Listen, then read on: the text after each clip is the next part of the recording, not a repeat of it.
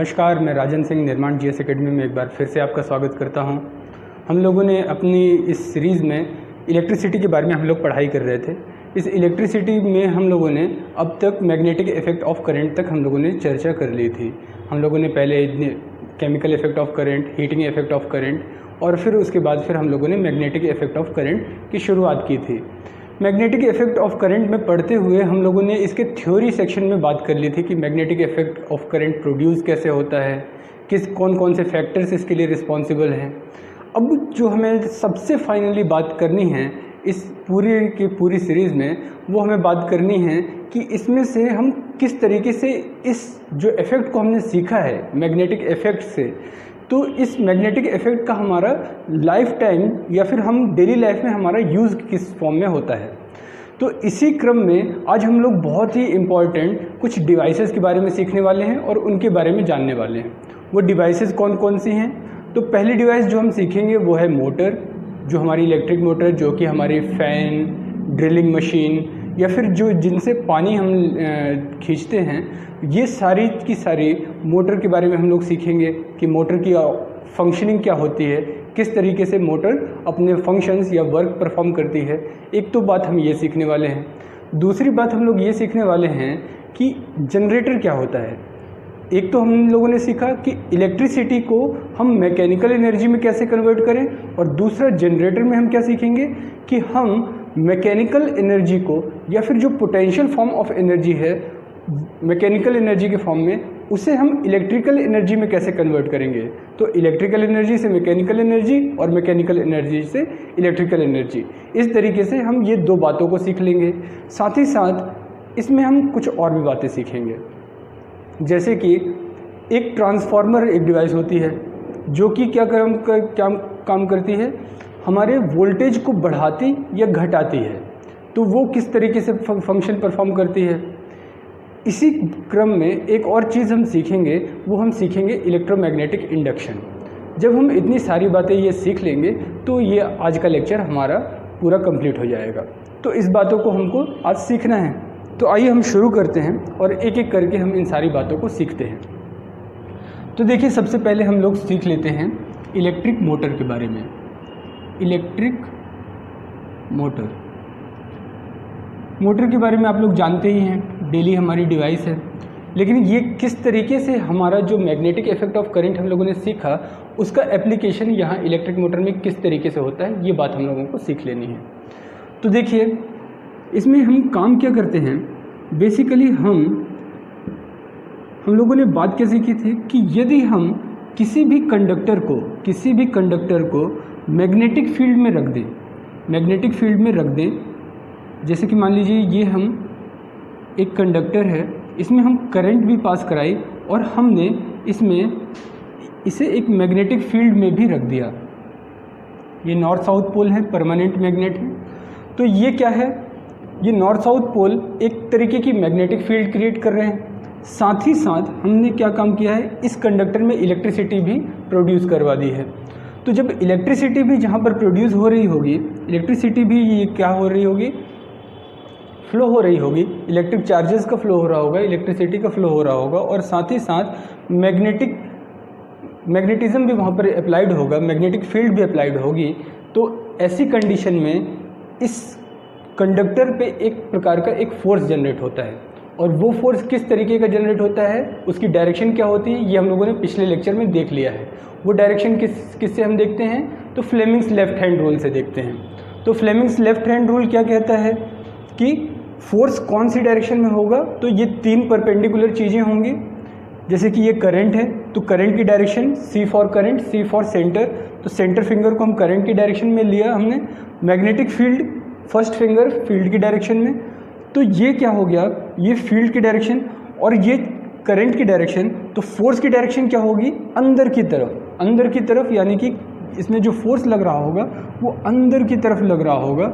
ये इसे कैसा, अंदर की तरफ धक्का दे रहा होगा, इस तरीके का ये फोर्स लग रहा होगा। तो ये बात हम लोगों ने अपने पिछले लेक्चर में देख ली थी कि हमें इसकी डायरेक्शन कैसे देखेंगे। करंट और मैग्नेटिक फील्ड जहाँ पर भी प्रोड्यूस हो रहे होंगे, वहाँ पर कोई ना कोई एक फोर्स जनरेट हो रहा होगा, और उस फोर्स को ही आज हम प्रयोग करने वाले हैं और उसके थ्रू ही आज हम मोटर को कंस्ट्रक्ट करने वाले हैं। मोटर कैसे बनती है उसकी हम थ्योरी को समझने वाले हैं। तो देखिए हम यहाँ पर क्या काम करते हैं, हम लोगों ने ये एक फील्ड ले रखी है, मैग्नेटिक फील्ड है। ये मैग्नेटिक फील्ड नॉर्थ से साउथ डायरेक्शन की तरफ जाती है। हम लोगों ने मैग्नेटिज्म में बहुत ही डिटेल में पढ़ा है इसे। यहाँ पर हम लोगों ने एक कंडक्टर रख दिया। कंडक्टर ये बेसिकली होता क्या है, ये वायर की कुछ रिंग्स होती हैं, ये वायर की रिंग्स होती हैं और ये सॉफ्ट आयरन में बंद होती हैं, है ना, ताकि ये आसानी से मैग्नेटाइज और डीमैग्नेटाइज हो सके। ये सारी बातें हम लोग कर चुके हैं, ठीक है। तो अब हम इसमें क्या करने वाले हैं, ये हम लोगों ने मान लीजिए इसमें करंट फ्लो कराया, करंट फ्लो कराया जैसे ही, या फिर मैं इसे पॉजिटिव टर्मिनल ले लेता हूँ, इसे नेगेटिव टर्मिनल ले लेता हूँ, ठीक है। ये हम लोगों ने करंट फ्लो कराया, तो करंट कुछ इस तरीके से फ्लो हो रही होगी और मैग्नेटिक फील्ड इस डायरेक्शन में जा रहा होगा। जब इस डायरेक्शन में जा रहा होगा तो यदि हम फोर्स की डायरेक्शन को पता करना हो तो फोर्स की डायरेक्शन इसमें किस तरीके की हो रही होगी, तो ये C फॉर सेंटर करंट के लिए, और ये फील्ड की डायरेक्शन हो गई नॉर्थ टू साउथ। तो फोर्स कैसा लग रहा होगा, ये थंब की डायरेक्शन पे, तो थंब की डायरेक्शन पे फोर्स लग रहा होगा, तो ये वाला जो पोर्शन है ये इस तरफ की तरफ झुक रहा होगा, ये इस तरफ फोर्स लगा रहा होगा। वहीं दूसरी तरफ ये अगर हम इस डायरेक्शन को देखें तो इस डायरेक्शन में फोर्स किस तरफ लग रहा होगा, तो ये हो गई हमारी करंट की डायरेक्शन और ये फील्ड की डायरेक्शन, और फोर्स कैसा, अंदर की तरफ। तो यहाँ पर फोर्स अंदर की तरफ लग रहा होगा, ये इसे पीछे की तरफ और ये ऊपर की तरफ, ठीक है। ये फोर्स और ये भी फोर्स, ये दोनों मिलकर के क्या कर रहे होंगे, इस पूरी की पूरी प्लेट को, या फिर हम क्या कहें, जो हम लोगों ने कंडक्टर लिया है उस कंडक्टर को कैसे टिल्ट करने की कोशिश कर रहा होगा। तो इस तरीके से कोई भी फील्ड, यदि हम फील्ड भी रख दें और करंट भी रख दें, तो वहाँ पर जो भी कंडक्टर रखा हुआ है वो उस कंडक्टर पे एक ना कोई फोर्स अप्लाइड हो जाता है, और जब वो फोर्स अप्लाइड हो जाता है तो वो क्या करने लग जाता है, कंडक्टर को कुछ इस तरीके से मूव कराने लग जाता है। और हम देखते हैं जो हमारे घर में मोटर यूज़ होती हैं वो क्या काम करती हैं, चीज़ों को स्विंग कराने का काम करती हैं, रोटेट कराने का काम करती हैं, चाहे वो ड्रिलिंग मशीन हो, चाहे वो हमारे घर का जो फ़ैन है वो हो, या फिर हम जिनसे पानी खींचते हैं वो वाली मोटर हो। तो वो सभी प्रकार की जो मोटर्स होती हैं वो क्या काम करती हैं, स्विंग कराने का काम करती हैं, किसी भी चीज़ को घुमाने का काम करती हैं, और फिर हम उससे उस चीज़ का प्रयोग कर लेते हैं। लेकिन यहाँ पर आपको एक क्वेश्चन उठ रहा होगा कि अगर हम ये चीज़ घूम जाएगी, गोल घूम जाएगी, तो ये वायर्स कैसे, वायर्स भी तो घूमनी चाहिए, और वायर्स अगर घूमेंगी तो ये आपस में उलझ जाएंगी, और उलझ जाएंगी तो कभी भी इस तरीके से कोई भी मोटर का कंस्ट्रक्शन नहीं हो पाएगा। तो यहाँ पर हम एक छोटा सा कंस्ट्रक्शन और करते हैं जिसके कारण ये सारी बातें पॉसिबल हो पाती हैं, और वो क्या है, उसे हम कहते हैं कम्यूटेटर। कम्यूटेटर क्या होता है, ये एक इस तरीके की डिवाइस होती है जो कि बीच से ब्रेक होती है, और दोनों तरफ ये किससे जुड़ी होती है, एक तो इससे, और ये यहाँ पर बुशेस से जुड़ी होती है। यानी कि ये जो करंट है वो करंट किस पे जाएगी, एक कम्यूटेटर पे जाएगी, और ये कम्यूटेटर क्या करता है, कम्यूटेटर रोटेट करने का काम करता है, ये रोटेट करने का काम करता है। तो इसी कम्यूटेटर के रोटेशन के कारण, यहाँ पर हम एक्सेल लगा देते हैं, और एक्सेल जो भी यहाँ पर रोटेशन होता है वो इस कम्यूटेटर के थ्रू जो हमारी मशीन है उस पर ट्रांसफ़र हो जाता है। तो ये जो इलेक्ट्रिकल एनर्जी है वो किस में कन्वर्ट हो जाती है, वो एक मैकेनिकल एनर्जी में कन्वर्ट हो जाती है। साथ ही साथ ये कम्यूटेटर और भी क्या काम करता है, ये जब रोटेट होता है तो यहाँ पर करंट की डायरेक्शन भी चेंज होती है। करंट की डायरेक्शन का चेंज करने का क्या मतलब है, करंट की डायरेक्शन जब एक बार ये चीज़ पूरी मूव करके इस तरफ आ जाएगी और दूसरी तरफ जाने लग जाएगी, तो ये हालांकि एक 3D फिगर है, तो 3D फिगर को हमें थोड़ा सा इमेजिन करना होगा कि जैसे ये यहाँ पर फ्लो होने लग जाएगी तो इसे एक अपोजिट डायरेक्शन की तरफ मूव कराना होगा। क्यों, क्योंकि ये इस तरफ, और फिर अगर ये मतलब इसे टोटल मूव कराते जाना है तो यहाँ पर हमें इस करंट की डायरेक्शन को भी चेंज करना होगा। तो ये कम्यूटेटर दो फंक्शन करता है, एक तो ये इसने क्या किया, करंट की डायरेक्शन को चेंज किया, और साथ ही साथ इसने क्या काम किया, इसने इलेक्ट्रिकल एनर्जी को मैकेनिकल एनर्जी में कन्वर्ट कर दिया। तो ये काम किसका होता है, ये कम्यूटेटर का काम होता है। और साथ ही साथ हम इससे समझ सकते हैं कि कैसे हम लोगों ने इस इलेक्ट्रिकल एनर्जी और इस मैग्नेटिक एनर्जी की मदद से हम लोगों ने मैकेनिकल एनर्जी को डेवलप कर लिया। तो ये थी हमारी इलेक्ट्रिक मोटर, जिसको हम लोगों ने मैग्नेटिक इफेक्ट ऑफ करंट के थ्रू डेवलप किया या क्रिएट किया। एक और कंसेप्ट आता है मैग्नेटिक इंडक्शन का। मैग्नेटिक इंडक्शन का इससे पहले हम लोगों ने इलेक्ट्रोस्टैटिक इंडक्शन भी देख रखा था। इंडक्शन का मतलब क्या होता है, इंडक्शन का मतलब कुछ इस तरीके से होता है कि मान लीजिए ये हम लोगों ने पहले देख रखा है, इसलिए इसको देखने में आसान नहीं होगा कि यदि हम क्या काम करें, ये कोई एक प्लेट है, मान लेते हैं ये कोई एक प्लेट है और इस प्लेट के पास हम कोई भी चार्ज्ड बॉडी लेकर के जाएं, चार्ज्ड बॉडी लेकर के जाएं। फॉर एग्जांपल हम लोग ये एक charge body, positively charge body हम इस प्लेट के पास लेकर के गए, तो क्योंकि इसमें पॉजिटिव चार्जेस हैं तो इस प्लेट में अपने आप ही इसकी तरफ से इसके अपोजिट चार्जेस इस प्लेट में डेवलप हो जाएंगे। जैसे यहाँ पर हम पॉजिटिव चार्जेस लेके गए तो यहाँ पर नेगेटिव चार्जेस अपने आप डेवलप हो गए इस प्लेट में। साथ ही साथ चूँकि law of conservation of charge लगेगा, जितने नेगेटिव चार्ज इस प्लेट में इस तरफ डेवलप हुए होंगे उतने ही पॉजिटिवली चार्ज यहाँ पर भी डेवलप होने चाहिए, है ना। तो ये पॉजिटिवली चार्ज क्या करते हैं, ये इस तरीके से ये जो पूरी प्रोसेस है इसे इलेक्ट्रोमैग्नेटिक इंडक्शन कहा जाता है, इसे इलेक्ट्रोमैग्नेटिक इंडक्शन कहा जाता है। इलेक्ट्रोस्टैटिक इंडक्शन, सॉरी, ये क्या है, इलेक्ट्रोस्टैटिक इंडक्शन, मैग्नेटिक इंडक्शन इसके बाद हम लोग देखने वाले हैं।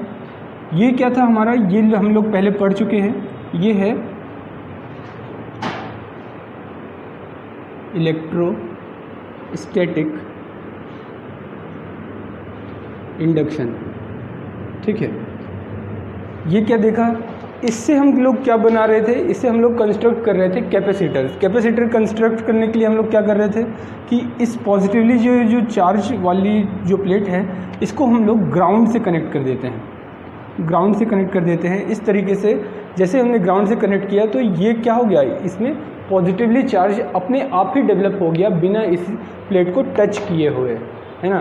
तो इस तरीके से बिना जो टच किए हुए जो भी चार्जेस डेवलप हो जाते हैं, तो ये पूरी प्रोसेस को हम क्या कह देते हैं, इंडक्शन प्रोसेस कह देते हैं। ये था इलेक्ट्रोस्टैटिक इंडक्शन का एग्जांपल। इसी तरीके से इलेक्ट्रोमैग्नेटिक इंडक्शन भी हम लोग देखेंगे, ठीक है। लेकिन उससे पहले हम लोग जान लेते हैं एक साइंटिस्ट के बारे में, लेंज के बारे में, है ना। लेंज ने इसकी बाकी लेंज ने क्या काम किया, लेंज ने इस ईएमएफ को, इलेक्ट्रोमोटिव फोर्स को फाइंड आउट करने का काम किया, ठीक है। इलेक्ट्रोमोटिव फोर्स को फाइंड आउट करने का काम किया। और साथ ही साथ जब हम देखेंगे कि इससे करंट कैसे कैसे डेवलप की, तो वो काम किया किसने, माइकल फैराडे ने। तो माइकल फैराडे, जिन्हें कि फादर ऑफ मॉडर्न फिजिक्स भी कहा जाता है या फादर ऑफ इलेक्ट्रिसिटी भी कहा जाता है, ठीक है। तो उनका बहुत ही ज़्यादा कंट्रीब्यूशन है, तो उस कंट्रीब्यूशन को हम लोग देखेंगे। उससे पहले हम लोग बात कर लेते हैं लेंज की। लेंज ने क्या थ्योरी सोच करके इस पर काम करना शुरू किया।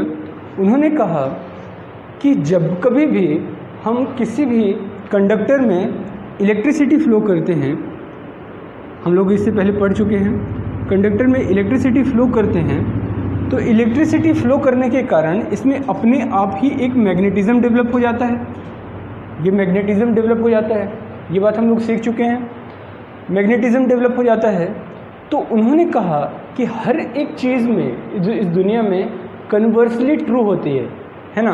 अगर कोई भी एक चीज़ दूसरी चीज़ से डेवलप हो रही है तो दूसरी चीज़ से भी पहली चीज़ को डेवलप किया जा सकता है। ये थ्योरी थी किसकी, लेंज की। लेकिन इन्होंने बहुत ही वर्षों तक इस पे काम किया, लेकिन उनका ये एक्सपेरिमेंट सफल नहीं हुआ कि मैग्नेटिज्म से ये इलेक्ट्रिसिटी को डेवलप करवा पाए। तो ये काफ़ी समय तक एक्सपेरिमेंट करते रहे और कहते हैं कि ये एक्सपेरिमेंट करते हुए थक गए, और जब ये थक गए तो इन्होंने क्या काम किया कि ये जो जिस पे एक्सपेरिमेंट कर रहे थे इन्होंने इसको थ्रो कर दिया, फेंक दिया उसे कि ये तो मुझसे नहीं होगा। लेकिन जैसे ही उन्होंने उसे फेंका तो तभी इसमें जो इन लोगों ने गैल्वेनोमीटर का यूज़ किया था, गैल्वेनोमीटर भी हम लोग पढ़ चुके हैं, गैल्वेनोमीटर का यूज़ किया था जो कि डिफ्लेक्शन के लिए काम करता है। गैल्वेनोमीटर डिफ्लेक्ट कर गया, इसका मतलब इलेक्ट्रिसिटी फ्लो कर गई। और फिर इन्होंने बार बार उसे फेंका और फिर फेंक करके देखा कि आखिर फेंकने से इसमें इलेक्ट्रिसिटी क्यों डेवलप हो रही है। तो इन्होंने इस एक्सपेरिमेंट से पता किया कि जब कभी भी हम कोई एक मैग्नेट और कोई भी एक कॉइल, इनके बीच में रिलेटिव मोशन कराएंगे, यानी कि रिलेटिव मोशन का क्या है कि सापेक्ष गति कराएंगे। सापेक्ष गति का मतलब कि जब कभी भी या तो हम कॉइल को स्टेशनरी रखें, एक जगह पे रखें और मैग्नेट को मूव करा रहे हों, पास और दूर ले जा रहे हों, या फिर हम मैग्नेट को एक जगह पे रख रहे हों और कॉइल को पास दूर ले जा रहे हों। ऐसा कुछ भी काम करते हैं कि इन दोनों के बीच में जो डिस्टेंस है वो कम या ज़्यादा हो रही हो, तो ऐसी कंडीशन में इस कॉइल में क्या होता है, कॉइल में एक करंट डेवलप हो जाती है और इस करंट को ही क्या कहा जाता है, इंड्यूस्ड करंट कहा जाता है। इंड्यूस्ड करंट कहा जाता है।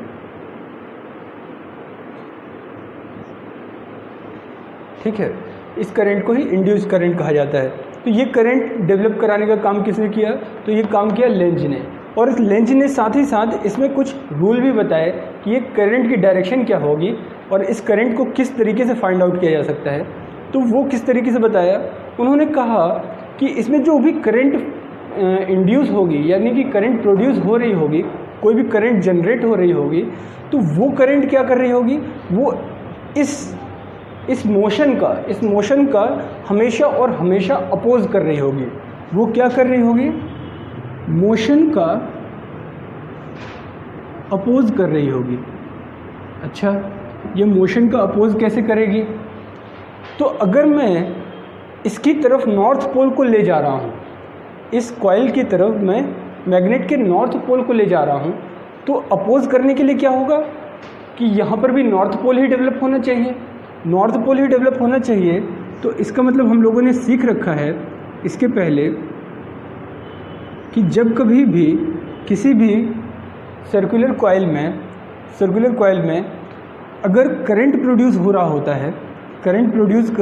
है और करंट किस डायरेक्शन में, एंटी क्लॉकवाइज डायरेक्शन में प्रोड्यूस हो रहा होता है, तो वो किस तरीके का होता है, वो एक प्रकार का नॉर्थ पोल ही होता है। ठीक है, तो जब हम इसके पास में ले जा रहे होंगे तो यहाँ पर कौन सा पोल डेवलप हो रहा होगा, नॉर्थ पोल। क्यों, क्योंकि नॉर्थ पोल ही इस पोल को क्या कर रहा होगा, अपोज कर रहा होगा। नॉर्थ आपस में एक दूसरे को अपोज करते हैं, तो यहाँ पर क्या जनरेट हो जाएगा, एक नॉर्थ पोल जनरेट हो जाएगा। यदि हम इस मैग्नेट को इससे दूर ले जा रहे हों, तो दूर ले जाने का मतलब क्या है, इसके मोशन को अपोज करना है।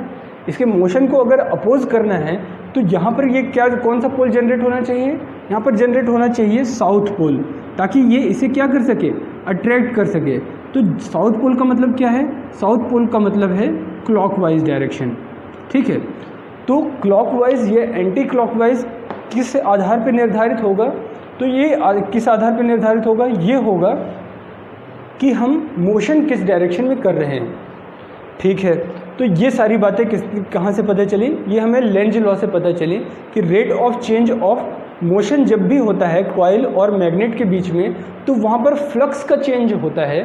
फ्लक्स क्या होती हैं, जो ये मैग्नेटिक लाइंस ऑफ फोर्स होती हैं, उन्हीं को तो फ्लक्स कहा जाता है। ये बात हम लोग पहले पढ़ चुके हैं। जो मैग्नेटिक लाइंस ऑफ फोर्स होती हैं उन्हें ही फ्लक्स कहा जाता है। तो जैसे ही इन फ्लक्स का चेंज होता है, तो इस चेंज ऑफ फ्लक्स के कारण ये करंट, इंड्यूस्ड करंट प्रोड्यूस हो जाती है, और इस इंड्यूस्ड करंट के कारण ही ये कैसा, यहाँ पर करंट का फॉर्मेशन हो जाता है। तो ये जो करंट का फॉर्मेशन हुआ, इसी से हम अल्टरनेटिंग करंट या फिर करंट को प्रोड्यूस कराते हैं, जो कि हमारे घर में, हाउस होल्ड में, सभी जगह यूज़ में आती है। वो करंट ऐसे ही जनरेट होती है। तो वहाँ पर क्या हो रहा होता है, बेसिकली मैकेनिकल एनर्जी को इलेक्ट्रिकल एनर्जी में कन्वर्ट किया जा रहा होता है। वो भी उसका भी जो कंस्ट्रक्शन है थोड़ा सा मोटर की तरह है, लेकिन उसमें चेंजेस क्या हैं उस बात को हम सीख लेंगे। तो अब हम लोग इसी के थ्रू सीख लेते हैं जनरेटर के बारे में।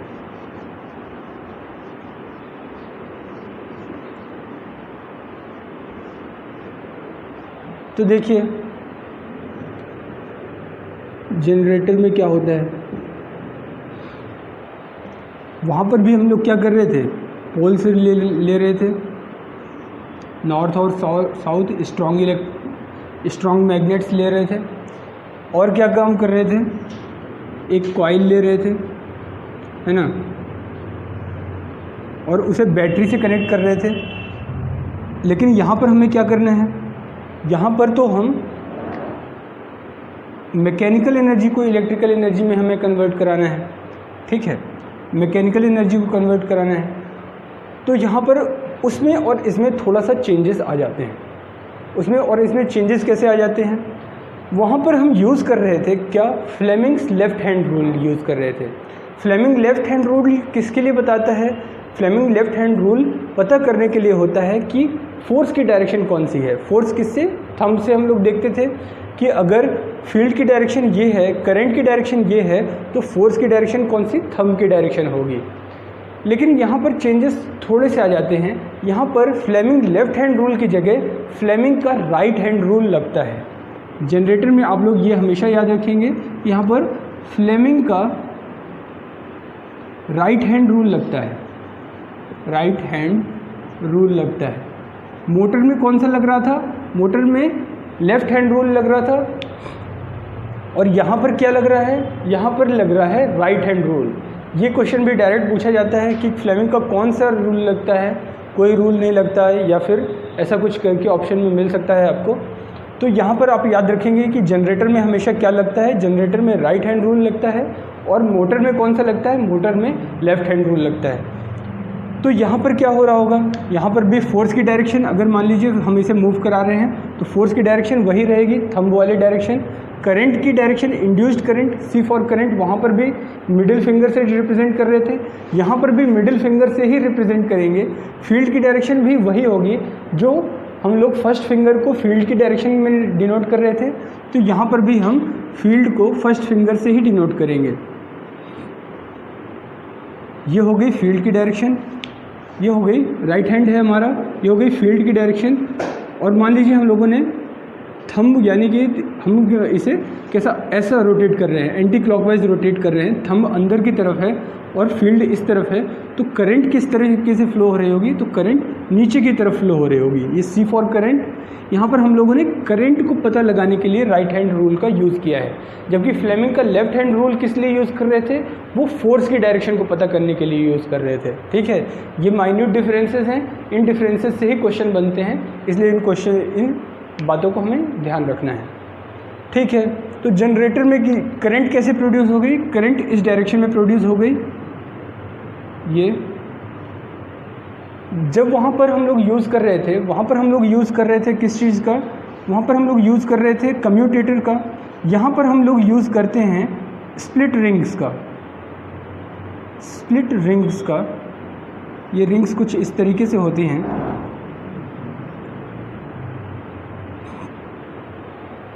कुछ इस तरीके से होती हैं, है ना।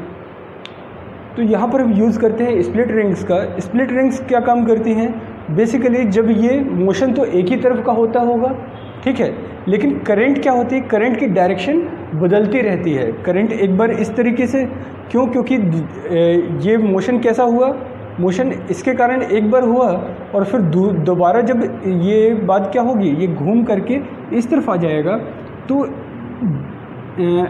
जो करंट इस कॉइल में एंटी क्लॉकवाइज जा रही थी, वही क्लॉक में इसमें क्या होने लग जाएगी, क्लॉकवाइज हो जाएगी, एक साइकिल और दूसरे साइकिल में। तभी अल्टरनेटिंग करंट में हम देख रहे हैं कि अल्टरनेटिंग में क्या होता है, एक फेज़ का डिफरेंस होता है, ऐसा, है ना। ये डायरेक्ट करंट से थोड़ी सी अलग होती है ना। ये हो गया इसका वोल्टेज और ये हो गया करंट। और ये वोल्टेज क्या हो रहा है, वोल्टेज एक बार बढ़ रहा है, पीक पे पहुंच रहा है, फिर कम हो रहा है, और फिर नीचे तक पहुंच रहा है, और फिर उसकी अपोजिट डायरेक्शन में चल रहा है। तो ये हो जाती है, ये क्या, ये हमारी अल्टरनेटिंग करंट की बात हो जाती है, ठीक है। तो इस तरीके से बेसिकली यहाँ पर काम क्या हुआ, इस पूरी की पूरी प्रोसेस में हम लोगों ने मैकेनिकल एनर्जी को इलेक्ट्रिकल एनर्जी में कन्वर्ट कर दिया है, मैकेनिकल एनर्जी को इलेक्ट्रिकल एनर्जी में कन्वर्ट कर दिया है। और यहाँ पर प्रोसेस कौन सी हुई है, तो इलेक्ट्रोमैग्नेटिक इंडक्शन वाली, मैग्नेटिक इंडक्शन वाली प्रोसेस हुई है। ठीक है, ये प्रोसेस थी किसके लिए, जनरेटर के लिए। जनरेटर का प्रिंसिपल इससे बिल्कुल अलग होता है मोटर से, और किन किन रिलेशन में अलग होता है, तो एक तो फ्लेमिंग्स रूल में अलग होता है। ठीक है, फ्लेमिंग्स लेफ्ट हैंड रूल और राइट हैंड रूल में क्या अंतर होता है, ये यहाँ पर क्वेश्चन बन सकता है आपसे। ठीक है, तो इस तरीके की बातें होती हैं। एक और, जो हमारे घरों में जो भी कनेक्शन होते हैं उसमें जो वायर्स होते हैं, एक वायर आपने देखा होगा वो रेड कलर की होती है। रेड कलर की ये जो वायर होती है यही लाइव वायर कहलाती है। लाइव वायर यानी कि इसी में करंट फ्लो हो रहा होता है।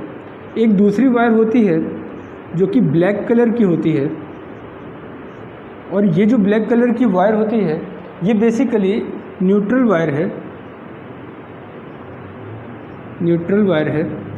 यही दोनों वायर्स क्या होती हैं, यही दोनों तरीके से हमारा जो भी घरों में कनेक्शन आता है वो इन्हीं दोनों वायर्स के थ्रू आता है। लेकिन आपने देखा होगा कि कुछ एक इंस्ट्रूमेंट्स होते हैं जहाँ पर एक तीसरा सॉकेट भी होता है। तो ये तीसरा सॉकेट किस चीज़ का होता है, ये बेसिकली एक अर्थ वायर होती है। और ये जो अर्थ का कनेक्शन होता है ये ग्राउंड से होता है, बेसिकली ग्राउंड से, और ये हमारे घर पे ही होता है। इसका प्रयोग कहाँ पर होता है, तो इसका प्रयोग ऐसी डिवाइसेस में होता है जो कि मेटेलिक बॉडी की होती हैं। मेटेलिक बॉडी जैसे कि गीज़र हैं, है ना, हीटर, गीज़र, अप्लाइंसेस जैसे कि हमारे फ्रिज हो गए, मोटर्स हो गई। तो जो भी हैवी डिवाइसेस होती हैं और मेटेलिक डिवाइसेस होती हैं, इलेक्ट्रिक प्रेस हो गया, तो इनमें क्या है, इनमें एक शॉक लगने का खतरा होता है। तो इस शॉक को बचाने के लिए, ताकि ये शॉक प्रूफ रहें, इसके लिए इस अर्थ का या इस तीसरे टर्मिनल का यूज़ होता है। ठीक है, ये एक बात थी जो कि आपको जानने की थी। ये अर्थ वायर को बेसिकली ग्रीन से डिनोट किया जाता है, ग्रीन से। ठीक है, ग्रीन जो कि हमें बचाने के लिए है, तो इस तरीके से आप इसे ध्यान रख सकते हैं, रेड, ब्लैक और ग्रीन से। ठीक है, लाइव वायर, न्यूट्रल वायर और अर्थ वायर। एक ये क्वेश्चन आपसे पूछा जाता है। इलेक्ट्रोमैग्नेटिक इंडक्शन में एक और बात आती है, वो अब बात आती है ट्रांसफार्मर की। ट्रांसफार्मर बेसिकली म्यूचुअल इंडक्शन पे बेस्ड है। अभी तक हम लोगों ने क्या देखा कि जब कभी भी चेंज ऑफ फ्लक्स हो रहा है, यानी कि कोई भी एक कॉइल है, उसमें जैसे ही हम लोगों ने नॉर्थ साउथ, है ना, जैसे ही हम लोगों ने क्या काम किया, चेंज ऑफ फ्लक्स किया, फ्लक्स का चेंजेस आए, तो इस चेंज इन फ्लक्स के कारण ही क्या हो रही है, करंट प्रोड्यूस हो रही है। अब क्या होता है, ट्रांसफार्मर की ज़रूरत क्या होती है और ट्रांसफार्मर वर्क किस तरीके से करता है, तो वो कुछ म्यूचुअल इंडक्शन को पहले हम समझ लेते हैं, फिर उसी से हम ट्रांसफार्मर किस तरीके से वर्क करता है उस बात को हम समझ लेंगे। बेसिकली यदि हम देखें तो ये हमारा एक इंडक्टर कॉइल हो गई, जिसे हम लोगों ने प्राइमरी कॉइल कह दिया है। और मान लेते हैं ये हमारी दूसरी एक इंडक्टर कॉइल है, जिसे कि हम लोगों ने सेकेंडरी कॉइल कह दिया है। अब जैसे ही इस कॉइल पे हम करंट प्रोड्यूस करेंगे तो यहाँ पर मैग्नेटिज्म डेवलप हो जाएगा। इस मैग्नेटिज्म के कारण मैग्नेटिक फ्लक्स जनरेट होंगी।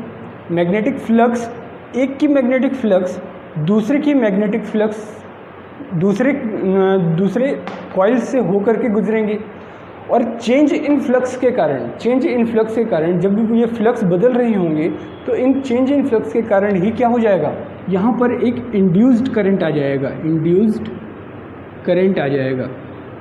और ये जो करंट यहाँ पर फ्लो हो रही थी, इनका कोई आपस में कनेक्शन नहीं है, डायरेक्ट कनेक्शन नहीं है, लेकिन चूँकि यहाँ पर चेंज इन फ्लक्स है, इस कारण से यहाँ पर एक इंड्यूस्ड ईएमएफ या इंड्यूस्ड करंट डेवलप हो गई, और इस इंड्यूस्ड करंट के कारण ही क्या हो गया कि यहाँ पर भी करंट का फ्लो होना शुरू हो गया। ठीक है, अब यहाँ पर हम क्या काम कर सकते हैं, ये तो एक तरीके से ये इसका प्रिंसिपल हो गया कि इंड्यूस्ड ईएमएफ आया कैसे, इंड्यूस्ड करंट आया कैसे, लेकिन इसका हम ट्रांसफार्मर के रूप में यूज़ कैसे कर सकते हैं। ट्रांसफार्मर एक बेसिकली डिवाइस है जो कि क्या काम करती है, वोल्टेज को कम या ज़्यादा करने के लिए काम में आती है। अब हम देखें कि वोल्टेज ज़्यादा या कम हमें क्यों करना होता है, तो हम ये बात समझें कि जब कभी भी वायर में करंट बहुत ज़्यादा होगा, करंट बहुत ज़्यादा होगा, हाई होगा, तो वहाँ पर एनर्जी लॉसेस बहुत ज़्यादा होंगे। एनर्जी लॉसेस क्यों होंगे, क्योंकि करंट जहाँ पर ज़्यादा होती है, करंट हाई होती है, वहाँ पर सबसे मेन प्रॉब्लम जाती है कि करंट में होता है हीटिंग इफ़ेक्ट। हम लोगों ने ये सब पढ़ रखा है कि करंट में क्या होता है, हीटिंग इफ़ेक्ट, और इस हीटिंग इफ़ेक्ट के कारण बहुत ज़्यादा हीट के कारण बहुत ज़्यादा एनर्जी का लॉस हो जाता है। जब इस एनर्जी का लॉस बहुत ज़्यादा हो जाएगा तो हम यहाँ पर जनरेट तो बहुत ज़्यादा इलेक्ट्रिसिटी कर रहे हैं, जो हम लोगों ने जनरेटर देखा वहाँ से हम इलेक्ट्रिसिटी जनरेट तो बहुत ज़्यादा कर रहे हैं, लेकिन हमें पहुँचानी बहुत दूर दूर तक है। क्यों, क्योंकि जनरेशन तो बहुत जहाँ पर थर्मल पावर से हो या फिर हाइड्रो इलेक्ट्रिक पावर से हो, तो वहाँ पर जनरेशन जो हो रहा होता है इलेक्ट्रिसिटी का वो बहुत दूर हो रहा होता है, और जहाँ पर लोग रह रहे होते हैं उस जगह में काफ़ी ज़्यादा डिफरेंस होता है, बहुत दूर दूर पे वो जगह होती हैं जहाँ पर उसकी सप्लाई देनी होती है। तो इस तरीके से तो बहुत ज़्यादा एनर्जी का लॉस हो जाएगा। तो हम क्या कोशिश करते हैं कि इस करंट को कम से कम किया जाए, और करंट और वोल्टेज में इन्वर्सली प्रोपोर्शनल का रिलेशन होता है। V = IR, करंट और वोल्टेज में क्या होता है, इन्वर्सली प्रोपोर्शनल का रिलेशन होता है। यानी कि जहाँ पर वोल्टेज बहुत ज़्यादा होगा वहाँ पर करंट कम होगी, और जहाँ पर करंट बहुत कम होगी वहाँ पर वोल्टेज बहुत ज़्यादा होगा। इसीलिए आप लोगों ने देखा होगा कि जो ट्रांसफार्मर्स जहाँ पर इलेक्ट्रिसिटी प्रोड्यूस होती है वहाँ से जब इलेक्ट्रिसिटी भेजी जाती है वो बहुत ही हाई वोल्टेज की होती है, बहुत ही हाई वोल्टेज की होती है, हाई वोल्टेज की होती है। ठीक है, और इस हाई वोल्टेज में क्या होता है, करंट बहुत कम होती है।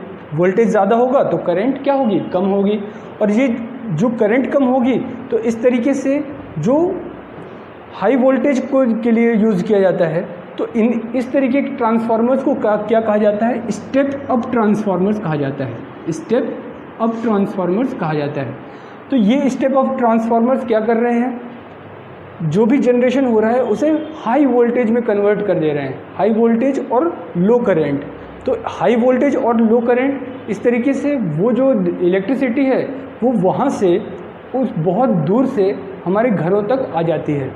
लेकिन इस हाई वोल्टेज को हम यूज़ नहीं कर सकते, क्यों, क्योंकि ये हमारे सारे के सारे अप्लाइंसेस को डैमेज कर देगी। तो इस हाई वोल्टेज को हमें अपने घरेलू यूज़ के लिए, अपने डोमेस्टिक यूज़ के लिए हमें क्या करना होता है, इस हाई वोल्टेज को लो वोल्टेज में कन्वर्ट करना होता है। तो हम जो घर पे यूज़ करते हैं ट्रांसफार्मर, जो हमारे घरों के पास में ट्रांसफार्मर लगे हुए होते हैं, वो बेसिकली कैसे ट्रांसफार्म होते हैं, तो वो स्टेप डाउन ट्रांसफार्मर होते हैं, स्टेप डाउन ट्रांसफार्मर होते हैं। कैसे ट्रांसफॉर्म होते हैं, स्टेप डाउन। वो क्या काम करते हैं, इस हाई वोल्टेज को लो वोल्टेज में कन्वर्ट करते हैं, लो वोल्टेज और हाई करंट। वहाँ पर करंट क्या होती है हमारे घरों में, वो बढ़ जाती है। क्यों, वोल्टेज कम होता है और वोल्टेज कम करते हैं तो करंट बढ़ जाती है। तो घरों के पास में बहुत ज़्यादा एनर्जी लॉस नहीं होता, क्योंकि हम उसे कंट्रोल कर लेते हैं, हमें बहुत ज़्यादा डिस्टेंस तक उसे नहीं ले जाना होता। ठीक है, तो इसलिए हम लोग ये वहाँ पर कैसे यूज़ कर रहे होते हैं घरों के पास में, तो स्टेप डाउन ट्रांसफार्मर यूज़ कर रहे होते हैं। और स्टेप डाउन और स्टेप अप किस तरीके से बनाया जाना है वो किस पे डिपेंड करता है, वो इस नंबर ऑफ टर्न्स पे डिपेंड करता है। यदि हम क्या कर रहे हैं, अगर प्राइमरी कॉइल में बहुत ज़्यादा टर्न्स हैं और सेकेंडरी कॉइल में बहुत कम टर्न्स हैं, तो ये कैसा हो गया, ये स्टेप डाउन हो गया। लेकिन अगर हम प्राइमरी में बहुत ही कम टर्न्स रखते और इसमें बहुत ही ज़्यादा टर्न्स रख देते, जैसे यहाँ पर ये क्या है, हमने बहुत ज़्यादा टर्न्स दे दिए हैं और यहाँ पर हमने कम टर्न्स दिए हैं, तो ये किसका एग्जांपल है, ये स्टेप डाउन का ट्रांसफार्मर है। अगर यहाँ पर हम क्या कर देते, यहाँ पर इनके टर्न्स कम कर देते और दूसरी तरफ सेकेंडरी कॉइल में ज़्यादा कर देते, तो वो कैसा हो जाता, वो स्टेप अप ट्रांसफार्मर हो जाता। तो ये बेसिकली बहुत ज़्यादा हमें डिटेल में हमें इसे जानने की ज़रूरत नहीं है, लेकिन हमें बेसिक बातें पता होनी चाहिए ताकि हम इसके जनरल लेवल के क्वेश्चन सॉल्व कर पाएँ और उनकी सारी प्रॉब्लम्स को बता पाएँ। तो ये जितने भी कॉन्सेप्ट्स हम लोगों ने सीखे, इनसे लगभग आपके सारे के सारे क्वेश्चंस कंप्लीट हो जाएंगे, चाहे वो आपके मोटर के हों, चाहे वो आपके जनरेटर के हों, चाहे वो आपके ट्रांसफार्मर के हों। ठीक है, तो ये था हमारा इलेक्ट्रिसिटी का लास्ट सेक्शन, जिसमें हम लोगों ने लगभग सारी बातें कंप्लीट कर ली हैं।